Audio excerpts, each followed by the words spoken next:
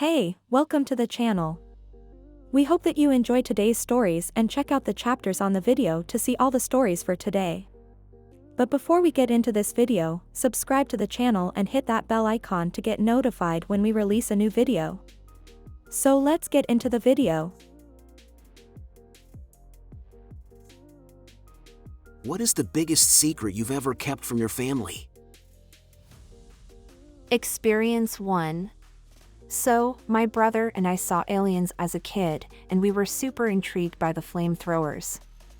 In a feat of idiotic 13-year-old brilliance, we determined that a super soaker filled with aqua net with a butane lighter strapped to the front might actually work the same. To our utter shock, it did. Shot 20-foot streams of sticky flame. We were just overjoyed. Until said sticky flame hit the side of the house and caught it on fire. Oh crap! So, we race over and between my shirt and the hose get it out, but there's a large dark spot on the side of the house. So, we disassemble and clean out the flamethrower and mum's the word. 30 years later, we're eating dinner over at the folks, and Dad remarks they've painted the house and finally got rid of that weird dark spot. Much stealthy chortling ensued. Honestly. How do kids survive childhood? We're all idiots. Experience 2. I secretly went backpacking in Europe for 4 weeks. Due to the 8-hour time difference, when Mum called, it would be the middle of the night for me. I would pretend to be as awake as I could while taking the call. Fun times. Experience 3. I gave $10,000 to a woman overseas I met online so she could leave Egypt and study in Germany, despite being pretty broke at the time. She did actually go study in Germany, and I met her there. A few years later she paid me back. And yes, there was a bit of romance at one point, long after the loan, but it didn't last long. I should also mention we are the same age. We're still close. Experience 4. Okay, I've been wanting a thread to share this in for ages. So, this is my secret with my mom and dad from everyone else in the family. My dad is married to another woman. Mom is single. Mom and dad, hard to actually call him that, have been having an affair for 30+ years, even their best friends don't know about it. It was an accident. Dad stepped out of the picture because my parents didn't want me to know about the affair and who he was. At 15, when I was told who he was and tried to act cool to not upset my mom, he came back into my mom's life, but absolutely not mine. I have 3 siblings who don't know I exist. 2 brothers and a sister. They have the most amazing life, 2-parent income, holidays, all the things I wanted as a kid in a family of 3 with a single mom. I went to high school with my brother. I'm mid-20s now. I still want to meet them, I just can't be the one to break the secret and crush 2 families. Edit, y'all are so great. I feel so validated because I spent most of my life thinking this was normal and I needed to not be upset. I am doing fine. I occasionally lose my ish and send aggressive emails, but I'm still hoping. Years on. That it will be found out some other way and I won't be the scapegoat. Experience 5. Sounds very similar to my experience, except it was apparently a second cousin, and when I dug into that relation, stuff got spicy. Being such a close match and living on a different continent, I was like, what? Who is this? I know all my second cousins and don't recognize this name. I ended up asking family members if they knew anything about this person, and the story came back that they were my 3rd cousin, my grandfather's cousin's grandson. According to 23andMe, they were a second cousin with an unusually high match. This person shares 5% of their DNA with me when a second cousin should only share 3% and a 3rd cousin, what they actually should be, should only share 0.8% DNA. So, this apparent 3rd cousin who should share 0.8% of my DNA was listed as a second cousin who shares 5% of my DNA. As far as I know, these percentages don't miss. They can't always pick the right type of relationship, but the raw numbers are deadly accurate. Needless to say, this was a mystery, and I was fascinated. This individual was 6.25x more related to me than they should be. I began matching out explanations to explain the discrepancy. I strongly wondered if my grandfather's cousin may actually be his biological sister, raised by her biological aunt or uncle. That theory proved to be impossible. I then considered and analyzed a number of other possible explanations, and all of them were impossible but one.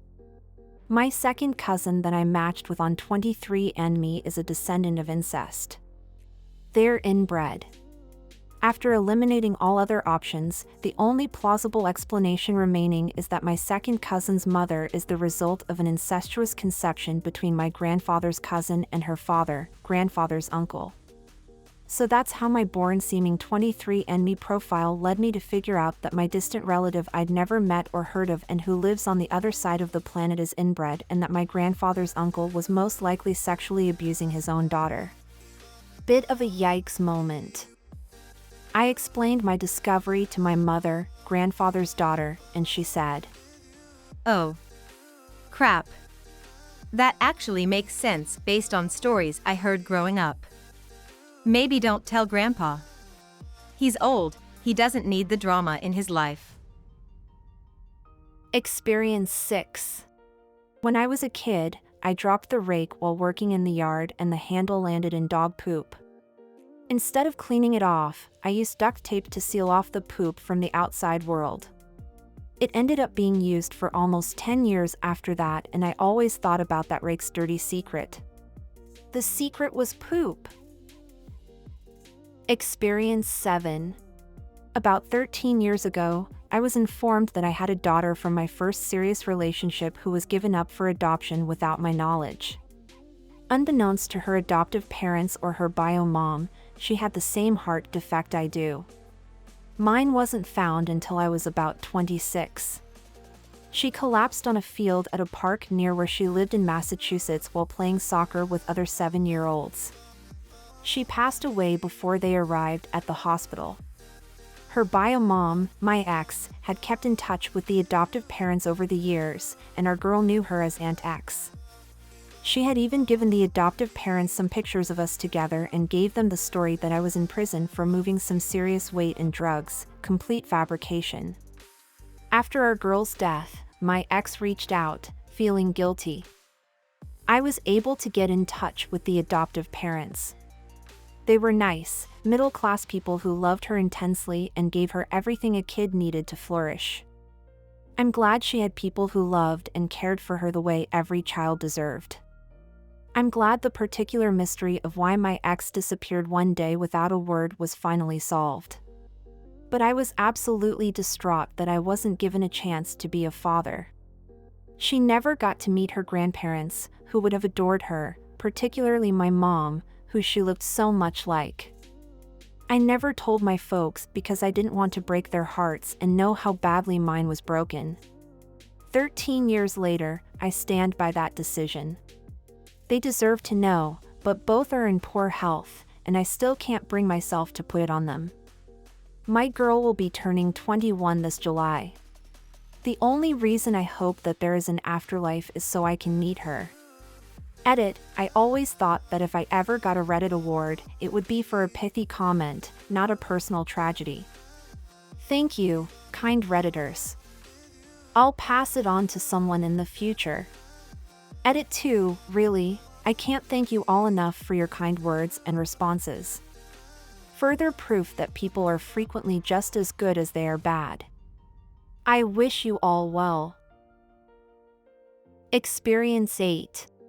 My self-deletion note was written on the wall of my closet for 4 years while I lived in that house. It said what you could find in my body, why I chose to do what I did, and explained a rough last will and testament. When I moved out, my folks, who owned the home I lived in, never found it. I'm way happier now than I've ever been, and when I took everything out of my closet and found it again, I broke down crying. I grabbed some matching paint, painted over it, and was able to finally reconcile with the pain that I had felt for the past 8 years. To this day, they don't know. Edit. Thanks for all the positive messages, everybody. Experience 9. A secret from my grandparents who I adored. They were actually my great aunt and uncle, having raised my mother from the age of 2. Her mother had passed away and her father was an alcoholic, who ended up enlisting and going to war during World War II. I had a habit of looking through my parents' wedding album when I was very young. I loved the dresses, etc. At the back of the book was their marriage license, and I saw when I was about 11 that my mother's last name was not the same as my grandparents' last name. I asked her and she told me they were not her biological parents. I never told them I knew because I didn't want them to feel less than my grandparents, which they absolutely were. By this time my biological grandfather had passed. They were always Nana and Grandpa to me, and they were amazing grandparents. Experience 10. Growing up, our house was never clean and tidy. It wasn't disgusting or hoarder-like. We cleaned and vacuumed, but we also had a lot of crap just stacked in corners and on shelves that after a while was where those things belonged. Because of this, we really didn't use the dining room as a dining room. The table was pushed up against the wall and was used as a quasi-work desk or storage area. One day when I was like 10 or so, I was sitting at one of the chairs while on the phone with my mom. She had a habit of droning on and on and on. When I am bored, I fidget. I grabbed one of her lighters that was just lying around, and I was lighting little bits of paper towel on fire. Nothing big, just enough to see the flame go, immediately consume the whole thing, and then go out and fall into her ashtray. Then I grabbed a full paper towel and lit it. The thing burned around so fast that it startled me, and I dropped it on the carpet, where it very quickly burned/melted the cheap carpet on the floor in a very noticeable spot. I start freaking out and look over, and there was a box of cleaning solutions. I grabbed some bleach hoping that it would bleach out the black burned mess and I could pass it off as I accidentally spilled it. Yeah, it just turned to beige carpet, a shade of orange with little burned carpet fibers. I opened every window I could and moved the box of cleaning supplies over the spot. Keep in mind I am doing all of this while still on the phone with my mom. I braced for the next week or so for someone to find it and eventually come to the conclusion that it was me. No one came across it for months, and when they did, it was all just assumed that one of the chemicals leaked out and did it. Experience 11. My dad's brother adopted me. They didn't know I found my biological mom. I didn't talk to her though. Do you like listening to these stories? Do you want to hear more of them? Then click that like button, subscribe to the channel and hit that notification bell. And check the description for links to more videos and interesting stories. Experience 12. Currently, this is a real possibility for my wife and me. Our nephews are with us. If their parents don't get their act together, we will adopt them. The oldest turns 1 in May, and the youngest is only a month old. I know it's a long time away, or it's even a possibility that we won't have to adopt them. But I still wonder how we're eventually supposed to let them know we adopted them and we're not their biological parents if their parents do not get their lives together. Edit. I did not think my comment would blow up like this, with so much insight and helpful advice. I really appreciate everyone's insight and suggestions on how to address the concerns I've been having.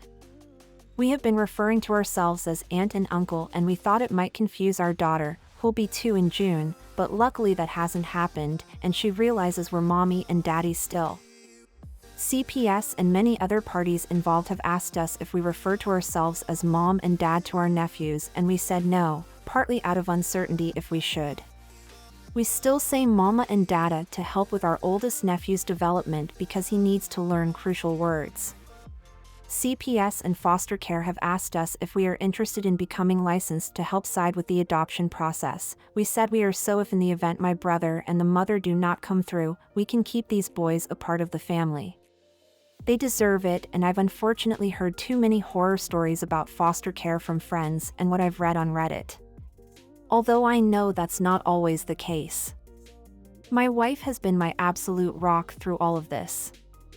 I won't lie, it's beyond stressful caring for 3 children alone while she works, and I know it's stressful for her while I'm at work. But we are committed to this and our family. I started online classes this January for the betterment of my family, and failing is not an option and never was before our nephews came to us. Completing my IT degree will be such a life improvement for us, not that we live a bad life.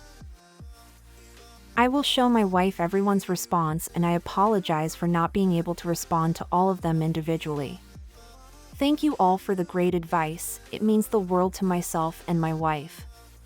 Edit 2. I was able to show my wife everyone's responses last night when she got home from work. This has helped us be able to navigate what we will do, and we will continue to refer to ourselves as aunt and uncle. In the event that we are given the chance to adopt, we certainly will. I saw a comment mentioning about keeping their parents in their lives. Honestly, I'm unsure if that will happen. They're compulsive liars and manipulators who prioritize drugs and friends over their own children. They are working on mental health issues, or they were. I'm unsure, I don't get to hear those updates. I was the one who finally filed the intake report for my oldest nephew's sake because they lived in a fifth-wheel camper that was worse than the house the young redhead boy lived in from Breaking Bad. My brother has refused my and my wife's help time and time again since our mother passed away in 2018. He chose to live with our mother's recent boyfriend and chose the friends he made where he lives who are not good people. My brother and their mother have a history of domestic violence, drug abuse, and alcohol abuse. In January, my brother had a severe mental breakdown where he said he was going to kill himself, his son, and his girlfriend. I was asked by CPS to go get my nephew to remove him from that situation. My dad has been helping my brother, we have different dads, and I went to pick up my nephew from his place. I wasn't expecting my brother to be there, he was though. I was assaulted by him, I was threatened, I was lucky he didn't just kill me with his gun. He also said this about my dad, his child, and his 2 friends who were there trying to help him. Those seemed like decent friends of his. When things calmed down, we were taking care of my nephew, feeding him, changing him, etc. My brother said that he had eczema on his legs, and he had this lotion to help. Well, when my nephew came home with me, my wife, her mom, and her sister were there prepared to help. They bathed him. His legs were a vibrant red. After a week of being bathed consistently, it turns out he doesn't have eczema. He was just that filthy. They smoked around him, weed and tobacco. He had to have heart surgery when he was born. We found out very recently his diagnosis is DTGA, dextrotransposition of the great arteries. When our youngest nephew came to us on Good Friday, he was filthy also. His stuff smelled like smoke and weed. His bottles were filthy. He had threshed. He was also neon red like my older nephew. Both boys are thriving and healthy. I was able to convince my brother to go check into the hospital for mental health issues, and he did.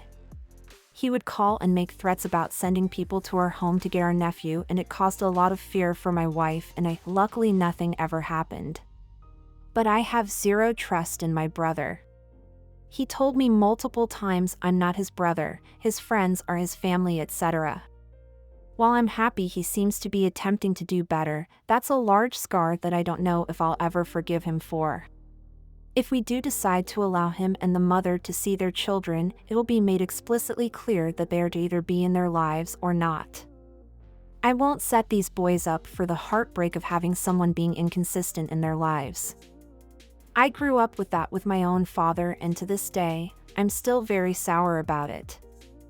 I just want to thank everyone again for the stellar advice, the words of encouragement, and the overall support. I'd also like to thank everyone for the rewards and the upvotes. I didn't think my reply would blow up like it did. I did receive an inbox that someone reported my account that they are worried about me. While I appreciate the concern, I am doing well and so is my wife. We're stressed because we have a lot of people in and out of our house and we have just a lot going on now, but we are strong-willed and have a great support system. We hope you enjoyed listening to today's stories. If you want to see more stories, check out these videos or check the links in the description for more videos. And don't forget to like the video and subscribe to the channel. And ring that notification bell.